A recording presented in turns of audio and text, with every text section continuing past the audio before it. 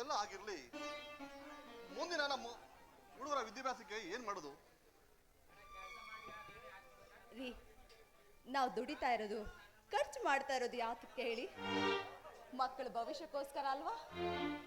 ನೋಡ್ತಾ ಇರಿ, ಮುಂದೆ ಅವ್ರ ವಿದ್ಯಾಭ್ಯಾಸ ಮುಗಿದ್ಮೇಲೆ ಕೆಲಸ ಸಿಕ್ತು ಅಂದ್ರೆ ನಮ್ ಕಷ್ಟ ಎಲ್ಲ ತಪ್ಪುತ್ತೆ. ಸರಳ,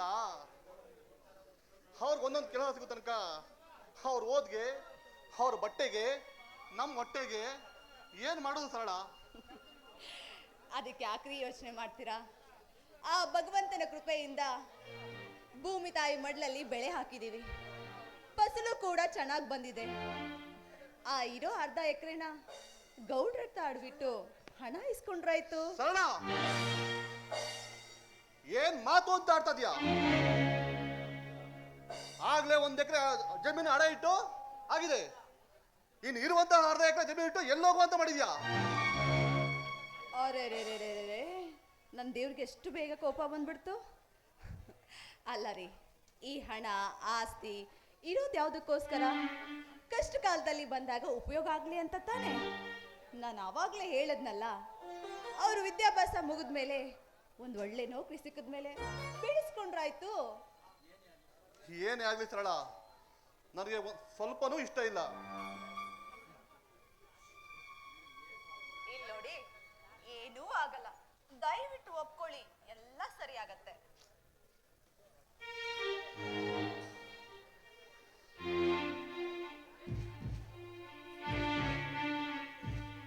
ಓಕೆ, ಸರಿ ಸರಳ, ಆಯ್ತು, ನೀನು ಹೇಳ್ದಂಗೆ ಆಗ್ಲಿ. ನಾನು ಆ ರಾಮೇಗೌಡ ಹತ್ರ ಹೋಗ್ಬಿಟ್ಟು ಮಾತಾಡ್ಕೊಂಡು ಬರ್ತೀನಿ. ಮನೆ ಕಡೆ ಜೋಪನ ಬರ್ತೀನಿ. ಆಯ್ತು ರೀ.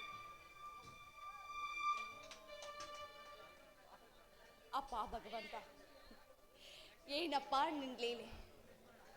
ನಾವೆಲ್ಲ ನಿನ್ನ ಸೂತ್ರದ ಗೊಂಬೆಗಳು, ನೀನ್ ಇಷ್ಟ ತಕ್ಕಂಗೆ ಆಡ್ತಿಸ್ತಿದ್ಯಾ ಅಲ್ವಾ? ಆಡ್ಸು, ಬೇಡ ಅಂತ ಹೇಳಿಲ್ಲ, ಆದ್ರೆ ನಮ್ಮನ್ನ ಯಾವತ್ತೂ ಕೈ ಬಿಡಬೇಡ. ನಮಗ್ ಬಂದಿರೋ ಕಷ್ಟ ಕಾರ್ಪಣ್ಯದಿಂದ ಆದಷ್ಟು ಬೇಗ ದೂರ ಮಾಡು. ನಿನ್ನನ್ನೇ ನಾವು ನಂಬಿದೀವಿ ಭಗವಂತ, ನಿನ್ನನ್ನೇ ನಂಬಿದೀವಿ. ಅತ್ಗೆ ವಿಶಾಲ್, ದೇವರಲ್ಲಿ ಏನು ಬೇಡಿಕೆ ಇಡ್ತಿರುವಾಗಿದೆ? ಈಗ ಬಂದೇನಪ್ಪ. ಹೌದತ್ಗೆ, ಈಗ ತಾನೇ ಬಂದೆ. ನಮ್ಮಿಂದ ನಿಮಗೂ ಮತ್ತು ಅಣ್ಣನ್ಗೆ ಎಷ್ಟೊಂದು ತೊಂದರೆ ಆಗ್ತಾ ಇದೆ. ನಾವು ಓದುವುದನ್ನು ನಿಲ್ಲಿಸಿ ಯಾವುದಾದ್ರೂ ಕೆಲ್ಸಕ್ಕೆ ಸೇರ್ಕೊಂಡು ನಿಮ್ಮ ಮೈ ಮೇಲಿರೋ ಭಾರನ ಸ್ವಲ್ಪನಾದ್ರೂ ಕಡಿಮೆ ಮಾಡೋಣ ಅಂದ್ರೆ ಯಾಕತ್ಗೆ ನೀವು ಈಗ ಮಾಡ್ತೀರಾ? ಸ್ವಲ್ಪನಾದ್ರೂ ನನ್ನ ಮಾತು ಕೇಳಿ ಅದಕ್ಕೆ.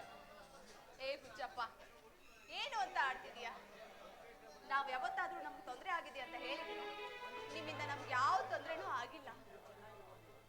ನಾಳೆ ನೀವು ಚೆನ್ನಾಗಿ ಓದಿ ದೊಡ್ಡ ಆಫೀಸರ್ ಆದಾಗ ನಮ್ಮನ್ನ ಚೆನ್ನಾಗಿ ನೋಡ್ಕೋತೀರಲ್ಲ, ಅಷ್ಟೇ ಸಾಕು. ಅದಕ್ಕೆ ನೀವು ನಮ್ಮ ತಾಯಿನ ಮುತ್ತುಗಳು, ಆ ಮುತ್ತುಗಳನ್ನು ಗರ್ಭಗುಡಿಯಲ್ಲಿ ಇಟ್ಟು ಪೂಜೆ ಮಾಡಬೇಕು. ಅದಕ್ಕೆ ವಿಶಾಲ್, ಪೂಜೆ ಮಾಡುವಂತ ಕೆಲಸ ನಾವೇನ್ ಮಾಡಿದೀವಿ? ಎಲ್ಲ ತಂದೆ ತಾಯಿಗಳು ಏನ್ ತಮ್ಮ ಮಕ್ಕಳಿಗೆ ಮಾಡ್ತಾರೋ ಅದನ್ನೇ ತಾನೇ ನಾವು ಮಾಡಿರೋದು. ಏನೇ ಆಗ್ಲಿ, ನೀವು ನಿಮ್ಮ ಹೊಟ್ಟೆಯಲ್ಲಿ ಹುಟ್ಟುವ ಮಕ್ಕಳಿಗೆ ಮಾಡಬೇಕಾದ ಕರ್ತವ್ಯವನ್ನು ನಿಮ್ಮ ಮೈದೂರ ಮೇಲೆ ಮಾಡ್ತಾ ಇದ್ದೀರಾ. ನಿಮ್ಮ ಮನಸ್ಸು ಎಷ್ಟೊಂದು ವಿಶಾಲವಾದದ್ದು, ನಮ್ಮ ಬದುಕಿನ ಆಶಾ ಕಿರಣ. ಅದಕ್ಕೆ ನೀವು ಇಲ್ಲಿ ನೋಡು, 2 ಹಾಕ್ತೀನಿ.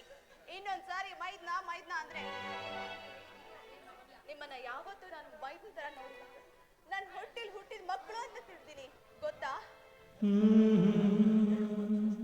ಅದಕ್ಕೆ ನಿಮ್ಮ ಮನಸ್ಸು ಎಷ್ಟು ವಿಶಾಲವಾದದ್ದು. ನಿಮ್ಮಂತೆ ದೇವತೆ ನಮ್ಮ ತಾಯಿಯ ರೂಪದಲ್ಲಿ ಬಂದಿರುವುದು ಯಾವುದೋ ಜನ್ಮದ ಪುಣ್ಯ. ಅದಕ್ಕೆ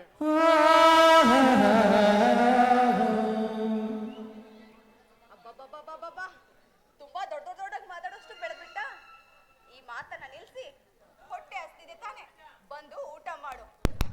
ಸರಿ ನೋಡು.